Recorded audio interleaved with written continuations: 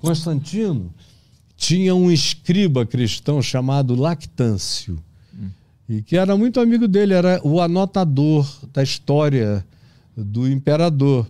Todo imperador tinha um historiador de plantão que andava com ele, ia para a guerra com ele, só não entrava no banheiro com ele. Sabia de tudo. Fazendo o diário do cara o dia inteiro. O dia inteiro anotando tudo, todos os atos do imperador.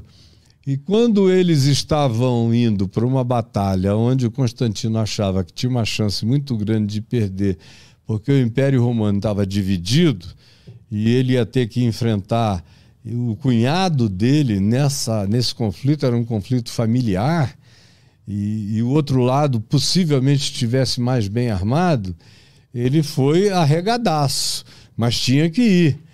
E aí, no meio disso, ele teve uma visão no céu, que aí o pessoal não sabe se foi um OVNI, se foi um meteorito, o que foi, mas a impressão dele é que era uma coisa em forma de cruz. Aí ele falou, olhou e o Lactâncio falou, olha, é um sinal de Deus para você. Sob esse símbolo você vencerá. Aí ele mandou pintar todos os escudos romanos, ali mesmo, parou, pintou tudo de cruzes, mudou toda a estrutura simbólica do exército dele e foi para o enfrentamento lá na ponte do rio Lívia, e foi aonde ele venceu a guerra, e dali para frente ele instituiu essa nova fé que não tinha o nome de cristianismo, só era chamada de a fé dos discípulos de Jesus, mas que era o grupo mais capilarizado do império. Era formado de escravos, de pobres, tinha muito soldado, muita gente que interessava ele cooptar. E aí ele foi fazendo benefícios. Ele chamou aqueles bispos pobres, que eram pessoas rotas, não tinham onde cair mortos. Para você ter uma ideia, a fé de Jesus, a fé no Evangelho, não construiu nenhum templo durante os primeiros 350 anos. Porque não tinha como construir templo, eles viviam fugidos. Eles se encontravam em becos, em grutas, em lugares ermos, distantes, não visíveis, ou em casas grandes com um bom porão. Era assim que eles se reuniam, em milhares de pequenos grupos.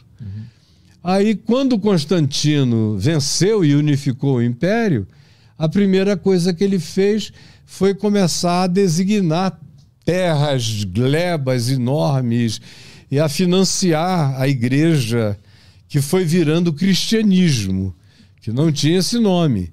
E aí foi financiando, dava o dinheiro, dava o terreno, dava o dinheiro para construir. A mãe dele, Helena, se converteu a essa fé do cristianismo e tomou como missão dela recuperar todos os chamados lugares sagrados do cristianismo, que nem existia antes. E em Jesus não tem lugar sagrado. Jesus nunca cultuou o sagrado. Isso é uma invenção religiosa cristã ou de qualquer outro grupo religioso. Mas a fé no Evangelho não tem chão sagrado, não tem nada sagrado. Quando uma mulher de Samaria perguntou a Jesus, onde é que a gente deve adorar? Aqui nesse monte Gerizim, onde os samaritanos adoram, que era uma versão que tinha se desvinculado do judaísmo, mas eram irmãos de qualquer modo, adoravam no monte Gerizim, e os judeus em Jerusalém. E ela perguntou a Jesus aonde? É aqui ou é lá? Aí Jesus disse, nem aqui e nem lá, nem lugar nenhum. Deus é espírito, e importa que os seus adoradores o adorem no coração.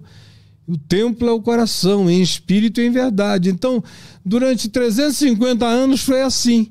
Não tinha lugar sagrado porque não havia sagrado. Sagrado é uma determinação humana, de dizer isso aqui tem um poder diferencial, é algo que a gente quer que ganhe uma força de veneração diferente, mas é uma determinação. Não tem nada a ver com Deus. Então, a mãe de Constantino resolveu ir para a Palestina. Aí ela construiu a Igreja do Santo Sepulcro, que está lá até hoje, em Jerusalém, em cima das tradições locais que diziam que Jesus tinha morrido naquele pequeno monte de pedra chamado Gólgota, que tinha a cara de uma caveira. Aí ela foi e construiu, acabou com a cara da caveira, acabou com tudo, embregou o negócio inteiro e fez uma catedral. Aí foi construindo aonde diziam, não, aqui ele pregou muito. Aí ela mandava fazer alguma coisa lá. Aí depois ela foi para o deserto do Sinai. Aí construiu um monastério no pé do Monte Sinai, que nem é o Monte Sinai. Na realidade, foi um lugar que entrou no imaginário popular, porque é um monte bonito, de 2.300 metros de altura, íngreme, chapado. Dá um trabalho danado para subir aquilo ali. Eu já subi algumas vezes, nunca mais vou subir na minha vida, não tenho mais nem saúde para isso. Mas a vista é muito linda. Ela fez o mosteiro de Santa Catarina, lá embaixo, aí começou a criar lugares em homenagem aos santos, fez uma igreja para Maria, mãe de Jesus, e a igreja da Dormição. E lá em Jerusalém, embora Maria tenha morrido na Turquia de hoje, na região de Éfeso e Mileto, porque ela morou com João, o apóstolo, até morrer, e João é que sepultou-a.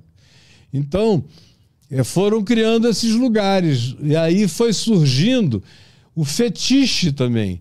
O fetiche cristão. Pela imagem. As imagens, os pedaços da cruz que nunca existiram. No dia seguinte, ninguém mais nem sabia qual era a cruz de Jesus. Tinha tantas, né? Tantas. Foram pegando pedaços disso, pedaços daquilo.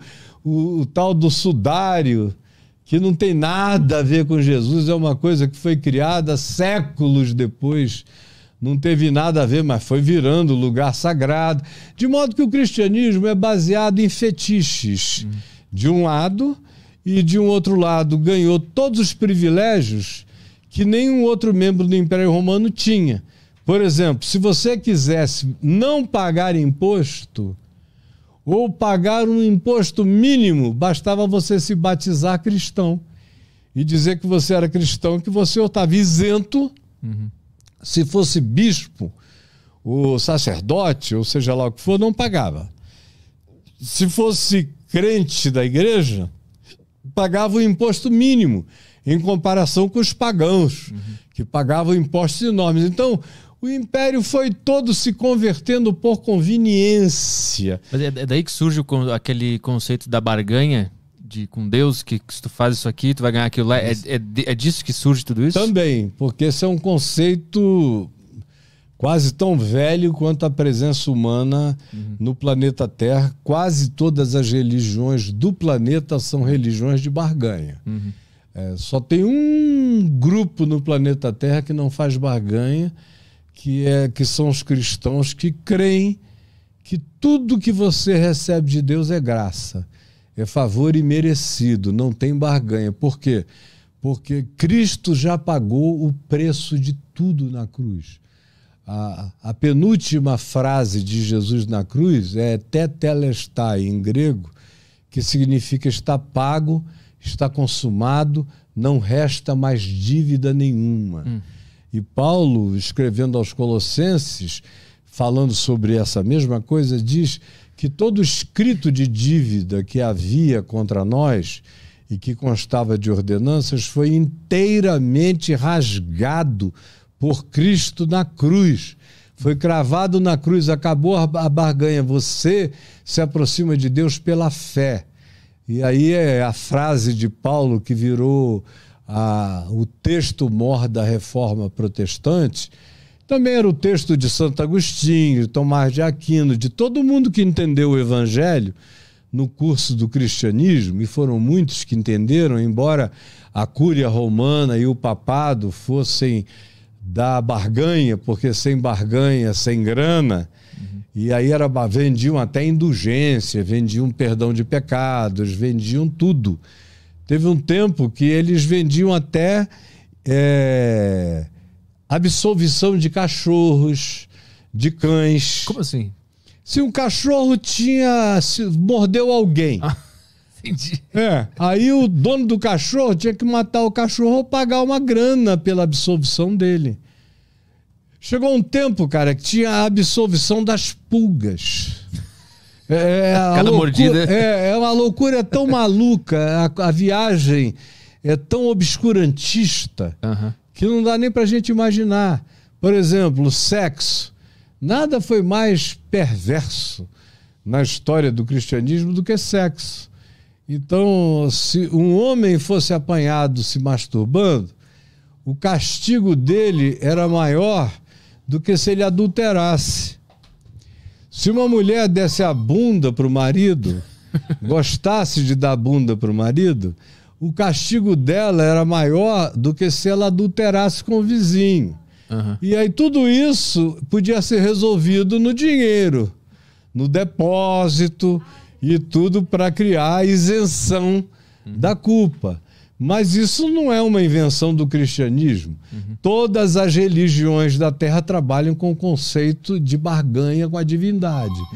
É o evangelho de Jesus, puro e simples, é que não usa essa categoria. Quando Paulo diz pela graça, que significa favor imerecido, sois salvos, mediante a fé. Isso não vem de vós, é um dom de Deus. Não vem das vossas boas obras para que ninguém bata no peito jactanciosamente e se glorie, dizendo eu me salvo, eu me salvei. É tudo graça divina. Então, por exemplo, eu prego isso e sou considerado um herege pelo cristianismo. E eu só estou falando o que Jesus ensinou, o que os apóstolos ensinaram. Mas os próprios apóstolos ficaram num lugar secundaríssimo. E Jesus é uma das figuras mais desprezadas do cristianismo. As figuras cultuadas são os santos da religião, com as suas invenções religiosas, com as suas liturgias de mérito, com tudo isso. Jesus é só a sedução. Jesus é o lindo, gostosão, o gatão da religião. Vinde a mim, os cansados e sobrecarregados, eu vos aliviarei. Quando o cara entra pela porta, o pau canta. É só para te seduzir na entrada. Depois que você entra, se não der dízimo, se não der oferta, se não... É o garoto propaganda, ele fica na porta da loja ali, Jesus mandando entrar. Jesus é a propaganda.